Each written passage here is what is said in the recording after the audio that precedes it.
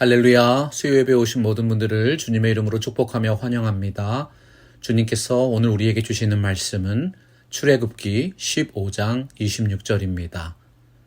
이르시되 너희가 너희 하나님 나 여호와의 말을 들어 순종하고 내가 보기에 의를 행하며 내 계명에 귀를 기울이며 내 모든 규례를 지키면 내가 애굽 사람에게 내린 모든 질병 중 하나도 너희에게 내리지 아니하리니 나는 너희를 치료하는 여호와임이라. 사람들의 관심사는 사회의 변화와 환경에 따라 다르게 됩니다. 불안정하고 가난했던 시절에는 1차원적인 문제가 중요했지요.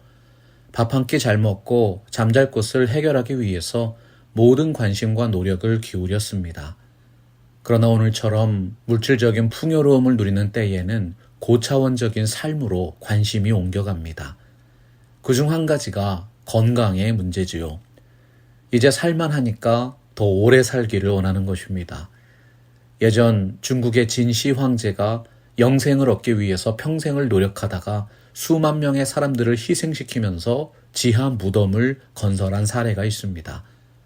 풍요의 시대에 살고 있는 현대인들이 숭배하는 가장 큰 우상 중 하나가 건강이라는 신입니다. 사람들은 건강을 유지하고 얻기 위해서 참으로 많은 물질과 시간을 사용하고 있습니다. 이러한 말세의 현상 속에서 우리 믿는 사람들은 어떠한 건강의 지혜를 추구하고 하나님께서 보시기에 아름다운 복된 인생을 살아가야 하겠습니까?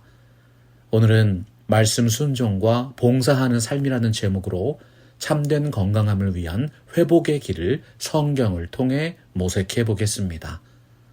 순종은 성도의 건강과 직결된 문제입니다. 성경이 말씀하는 순종이란 넓은 의미에서는 하나님이 창조하신 천지 만물의 섭리를 따르는 것이고, 좁은 의미는 하나님의 말씀에 복종하는 삶을 의미하지요. 성경은 하나님의 창조와 말씀에 대한 불신앙이 불순종으로 실천되고 이것이 바로 모든 죄와 질병의 원인이라고 진단하고 있습니다. 순종하는 인생에게 허락하시는 복이 무엇입니까? 너희가 이 모든 법도를 듣고 지켜 행하면 내 하나님 여호와께서 내 조상들에게 맹세하신 언약을 지켜 내게 인애를 베푸실 것이라. 여호와께서 또 모든 질병을 내게서 멀리하사 너희가 아는 애굽의 악질에 걸리지 않게 하시리라. 질병은 환경과 사고에 의해서 발생하기도 하지만 하나님이 자연 세계에 부여하신 섭리를 거역하거나 하나님의 말씀에 불순종하는 죄악 때문에 임하는 경우도 있습니다. 건강도 하나님께서 은혜로 주시는 것입니다. 아무리 좋은 환경과 보약으로 자신을 보호한다 할지라도 하나님의 뜻에 불순종하고 하나님을 향한 참된 예배를 잃어버리면 인생을 향한 하나님의 사랑의 채찍으로 잠깐 동안 질병을 주실 수도 있다는 것이지요. 출애굽기 23장 25절 보십시오. 내 하나님 여호와를 섬기라. 그리하면 여호와가 너희의 양식과 물에 복을 내리고 너희 중에서 병을 제하리라. 성경에 보면 하나님의 뜻에 순종하신 분들이 있습니다. 아브라함과 모세와 다윗과 같은 분들이지요. 믿는 사람들의 건강의 비결은 하나님과 그 진리의 말씀에 대한 믿음과 순종이었습니다. 구체적으로 순종하는 삶이 무엇일까요? 무엇보다 순종은 하나님이 정하신 순리대로 살아가는 것입니다. 건강과 평화는 상실했다가 회복하는 것보다 잃지 않도록 미리 지키는 것이 최선의 지혜입니다. 우리의 생사 화복을 주관하시는 하나님의 뜻을 깨닫고 그 말씀에 순종하는 것이 지극히 당연한 건강 유지와 질병 예방의 방법인 것이지요. 건강한 삶은 지극히 당연한 순리대로 사는 생활입니다. 변칙적인 행동이나 무분별한 사고방식이나 법과 질서를 무시한 생활은 마음의 평안과 삶의 균형과 관계의 조화를 깨뜨리는 결과를 초래합니다. 결국 그 혼돈과 불안 때문에 건강을 잃게 되는 것이지요. 하나님의 창조의 역사는 무질서와 혼돈의 상태에 질서와 생기를 부여하시는 것이었습니다. 결국 질병이라는 것은 마음의 평안과 삶의 조화와 균형이 깨어진 결과입니다. 하나님의 뜻과 사랑이 가득 찬 말씀을 묵상하고 그 말씀에 순종하는 삶이야말로 하나님이 정하신 순리를 깨닫게 하고 인생이 누리는 최선의 건강을 유지하게 하는 것입니다.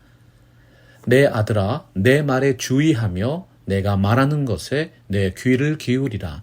그것을 내 눈에서 떠나게 하지 말며 내 마음속에 지키라. 그것은 얻는 자에게 생명이 되며 그의 온 육체에 건강이 됨이니라.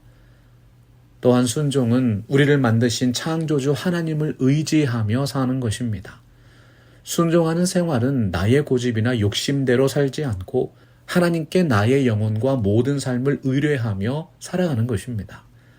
내가 감당할 수 있고 내가 할 수 있는 것들에는 최선을 다하고 그 이상의 것들과 감당할 수 없는 일들은 하나님의 말씀의 약속을 붙들고 하나님께 맡기고 사는 삶이 순종하는 인생의 지혜입니다.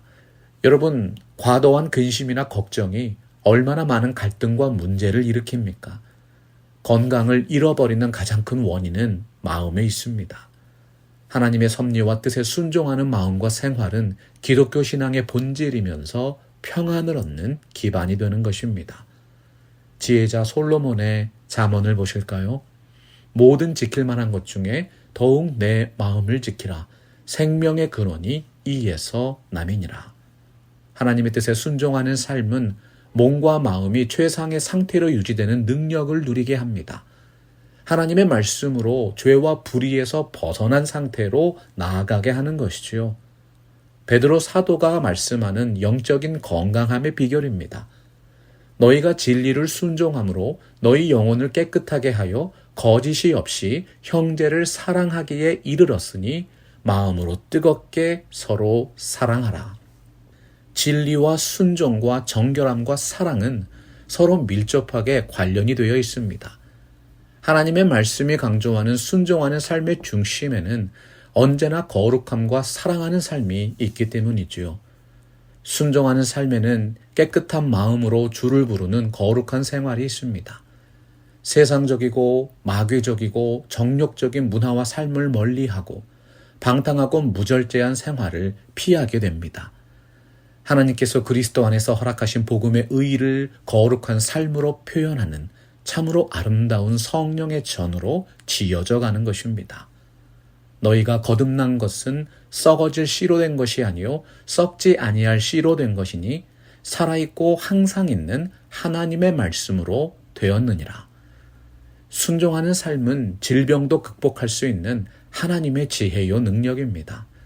시편 103편에 기록된 시인의 고백을 들어봅니다. 내 영혼아 여호와를 송축하며 그의 모든 은택을 잊지 말지어다.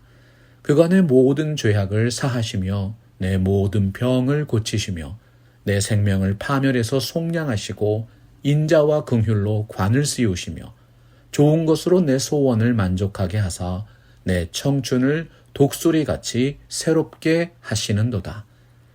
성경에서 구원이라는 개념을 연구해 보면 놀랍게도 마음과 육신의 질병에서 구해 주신다는 약속이 참으로 많다는 사실을 발견하게 됩니다. 욥기서 5장 18절이 말씀하시지요. 하나님은 아프게 하시다가 싸매시며 상하게 하시다가 그의 손으로 고쳐 주신다. 우리가 만약 건강을 잃어버리는 고난 중에 있다면 의학적인 치료와 더불어서 혹시라도 어떠한 불신앙과 불순종이 있었는지 살피고 회개함이 있어야 합니다. 야고보 사도의 말씀이지요. 믿음의 기도는 병든 자를 구원하리니 주께서 그를 일으키시리라. 혹시 죄를 범하였을지라도 사하심을 받으리라. 그러므로 너희는 죄를 서로 고백하며 병이 낫기를 위하여 서로 기도하라. 의인의 간구는 역사하는 힘이 큼이니라. 사랑하고 존경하는 성도 여러분, 순종하는 마음이 인생의 명약이요 순종하는 삶이 건강한 삶 자체입니다.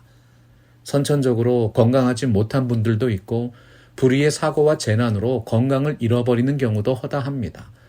의로운 사람 욥처럼 어느 날 갑자기 불치병이나 난치병을 앓게 된 분들도 계시지요. 심지어는 수십 년을 간절히 기도했는데 치유의 응답을 받지 못하고 인생을 마감하시는 믿음의 사람들도 있습니다.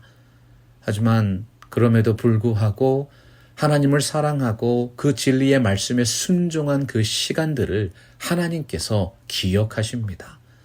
하나님의 가장 소중히 여기시고 기억하시는 인생은 믿음과 소망과 사랑으로 그 마음을 끝까지 지킨 분들입니다. 그래서 믿음의 사람들은 병이 낫는 것 자체가 인생의 목적이 아니지요. 인생의 생사 화복을 주관하시는 하나님의 섭리를 깨닫고 허락하신 모든 것들에 순종하는 마음으로 겸손하게 삶을 감당해 나가는 것입니다. 세상 사람들은 일시적인 건강을 위해서 참으로 많은 노력과 물질들을 사용하고 있습니다. 여러분, 하나님을 더욱 깊이 알아가고 그 말씀에 순종하는 삶을 인생의 최고의 가치와 목적으로 삼아 보십시오. 관점을 달리하면 세상 전체가 새롭게 보입니다. 어떤 상황에서도 하나님을 의지하고 하나님을 경외하고자 하는 인생이 하나님 보시기에 가장 아름답고 건강한 삶입니다. 하나님의 말씀 성경은 하나님의 뜻에 순종하는 건강한 삶을 서로를 위해 봉사하는 삶이라고 표현하고 있습니다. 고린도전서 12장 26절과 27절이지요. 만일 한 지체가 고통을 받으면 모든 지체가 함께 고통을 받고 한 지체가 영광을 얻으면 모든 지체가 함께 즐거워하느니라. 너희는 그리스도의 몸이요 지체의 각 부분이라. 눈물 젖은 빵을 먹어본 사람이 빵의 고마움을 아는 것처럼 중병으로 사경을 헤맨 경험을 가진 사람이 건강의 소중함을 압니다. 병에 걸리기를 원하는 사람은 아무도 없습니다.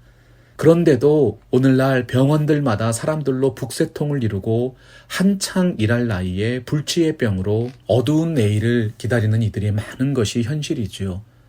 누구나 공기를 마시고 공기 때문에 호흡을 할 수 있지만 공기가 있기 때문에 감사하는 사람은 극히 드뭅니다. 사람이란 자신이 이미 누리고 있는 은혜와 복은 축복으로 여기지 않는 경향이 있습니다. 사랑하는 여러분, 우리가 살고 있는 오늘은 누군가 그렇게 살고 싶어 했던 내일입니다. 건강한 인생의 책임은 이러한 삶을 주신 창조주께 감사하고 우리처럼 영육간에 강건하지 못한 이들을 위해서 봉사하는 것입니다. 성숙한 신앙은 공동체를 위해서 최선의 결정을 내리고 공동체의 부족한 면들을 채워주기 위해 봉사하는 삶입니다. 하나님이 축복으로 주신 건강함을 통해 하나님이 허락하신 다양한 공동체를 위해 봉사하십시오. 성경은 그분이 바로 하나님의 사람이라고 말씀합니다. 봉사는 참으로 가치 있는 일이고 믿는 자들의 마땅한 의무인 것이지요. 믿음이 없이는 하나님을 기쁘시게 하지 못하나니 하나님께 나아가는 자는 반드시 그가 계신 것과 또한 그가 자기를 찾는 자들에게 상 주시는 이심을 믿어야 할지니라. 봉사 가운데 가장 첫째가 되고 우선순위에 두어야 하는 것이 하나님을 위한 봉사입니다. 사회에 정의를 실현하는 것도 필요하고 가난한 사람들을 구제하는 것도 중요합니다. 그 모든 일보다 주님을 위한 봉사가 믿음을 따라서 행하는 삶의 출발점이 되어야 합니다. 아브라함이 여호와를 믿을 때에 이를 그의 의로 여기셨던 것처럼 믿음으로 행하는 인생을 하나님이 기뻐하십니다. 우리들이 이 땅에서 경험할 수 있는 모든 것들이 하나님의 창조의 세계 안에 있는 피조물들입니다. 믿음은 우리를 주님 앞으로 인도하는 통로입니다. 우리가 무엇을 하든지 믿음이 없으면 아무것도 이룰 수 없습니다. 바른 믿음의 길은 언제나 하나님의 말씀의 진리와 하나님이 창조하신 자연의 섭리를 따르는 것입니다. 이러한 이유에서 성경은 공동체를 위해 봉사하는 사람들은 그 무엇보다 성결한 삶을 살아야 한다고 강조합니다. 베드로 사도가 권면했지요. 오직 너희를 부르신 거룩한 이처럼 너희도 모든 행실에 거룩한 자가 되라. 기록되었으되 내가 거룩하니 너희도 거룩할지어다 하셨느니라. 하나님을 위한 봉사는 우리 자신이 성결케 되는 것입니다. 예수 그리스도께서 십자가에서 흘리신 그 보혈의 공로로 우리의 양심이 깨끗하게 되었고 거룩하신 하나님을 섬길 수 있게 되었습니다. 하나님이 은혜로 주신 거룩함과 건강함을 하나님이 원하시는 공동체를 이루어가는 영적인 봉사를 위해 사용하시는 지혜로운 성도님들 되시기를 주의 이름으로 축복합니다.